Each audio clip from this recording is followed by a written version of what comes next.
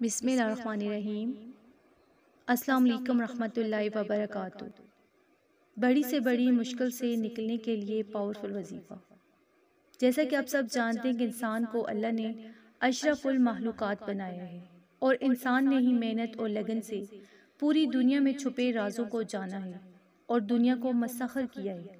لیکن کبھی انسان نفس امارہ کے دھوکے میں پڑ کر کچھ گناہوں میں مبتلا ہو جاتا ہے، اور اس کے دل پر سیاہ دبا لگنا شروع ہو جاتا ہے، اور اللہ تعالیٰ سے دور ہوتا چلا جاتا ہے اور مشکلات میں پھنستا چلا جاتا ہے۔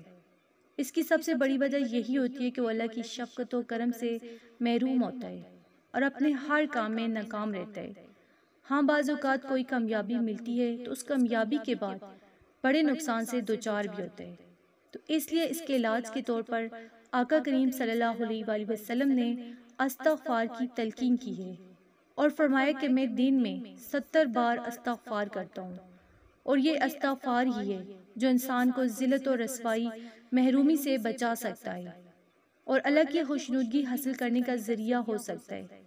اس سے ہی ہم مالک کو راضی کر سکتے ہیں، اور کوئی طریقہ اللہ کو راضی کرنے کا نہیں ہے۔ استغفار کی کئی شکلیں ہیں۔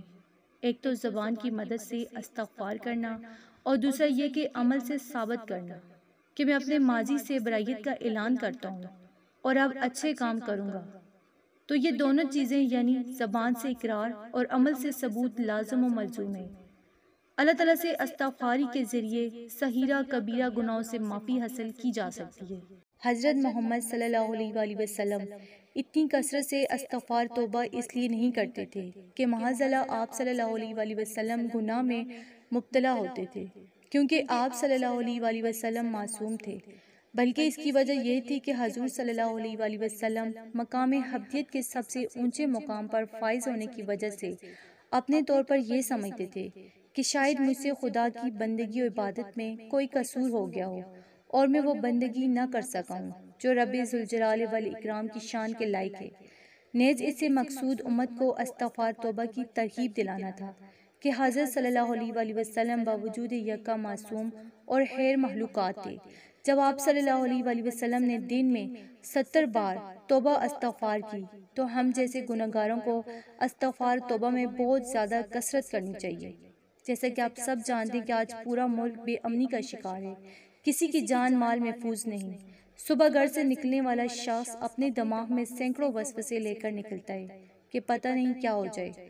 عذاب الہی کبھی قتل و غارت گری کی صورت میں ظاہر ہوتا ہے، تو کبھی زلزلوں کی صورت میں، کبھی سیلاب تو کبھی قحط کی صورت میں، اور اس عذاب الہی کے دنیاوی اسباب ڈھونڈ کر ان کے سبب کی ناکام کوشش کی جاتی ہے، لیکن اپنے طرز زندگی پر نظر نہیں ڈالی جاتی کہ ہماری زندگی کس ڈھنگ سے گزر رہی ہے۔ اس بات کی طرف ذہن نہیں جاتا کہ ہم نے اپنی بد اعمالیوں کی وجہ سے اللہ تعالیٰ کو ناراض کیا ہوا ہے۔ اللہ تعالیٰ کو منانے کی ضرورت ہے اور اپنے گناہوں کی زندگی سے توبہ کرنے کی ضرورت ہے۔ دنیا میں انسان کو بعض اوقات مالی مشکلات پیش آتی ہیں، تو کبھی بیماریوں کی صورت میں مصائب سے دوچار ہونا پڑتا ہے۔ ایسی مشکلات و مصائب میں دنیاوی اسباب اختیار کرنے چاہیے، اور اس میں کوئی حرج بھی نہیں، لیکن ہمیں یہ بھی سوچنا چاہیے کہ آخر مجھے مصائب و مشکلات میں مبتلا کرنے والی ذات صرف اللہ تعالیٰ کی ہے، اور اگر میں اس مشکل و مصیبت کے ازالے کے لیے در بدر گھوما ہوں اور ہر اس آدمی کے پاس جس سے ذرا سے بھی اس مشکل کی داد رسی کی امید تھی اس کا دروازہ کھٹکھٹایا، تو کیا میں نے کبھی اس ذات کے سامنے اپنی مشکل اور مصیبت رکھی ہے جس ذات کے علاوہ اور کوئی نہ تکلیف پہنچا سکتے ہے اور نہ تکلیف ہٹا سکتے ہے؟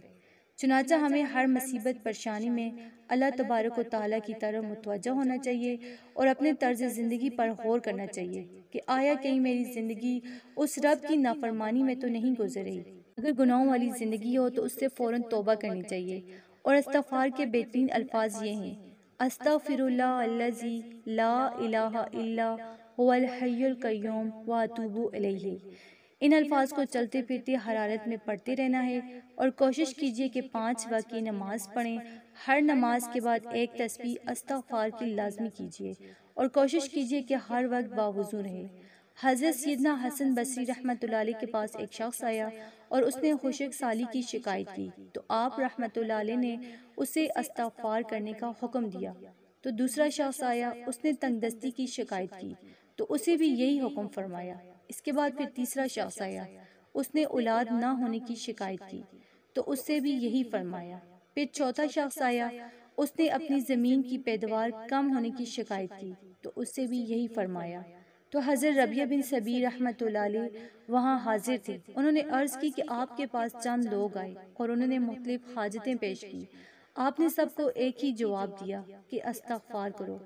تو آپ رحمۃ اللہ علیہ نے ان کے سامنے یہ آیات پڑھی جن کا ترجمہ یہ ہے: تو میں نے کہا اپنے رب سے معافی مانگو، بے شک وہ بڑا معاف فرمانے والا ہے۔ تم پر موسلادھار بارش بھیجے گا اور مال اور بیٹوں سے تمہاری مدد کرے گا اور تمہارے لیے باغ بنا دے گا اور تمہارے لیے نہریں بنائے گا۔ یہی وجہ ہے کہ روزانہ توبہ استغفار کرنے سے بہت سے فائدے حاصل ہوتے ہیں۔ پاک توبہ کرنے والے کو اللہ پسند فرماتے ہیں۔ جو شخص اپنے اوپر استغفار کو لازم کر لے تو اللہ پاک اس کی تمام مشکلوں میں آسانی، ہر غم سے آزادی اور اسے وہاں سے روزی دے گا جہاں سے اس کا گماں بھی نہ ہو۔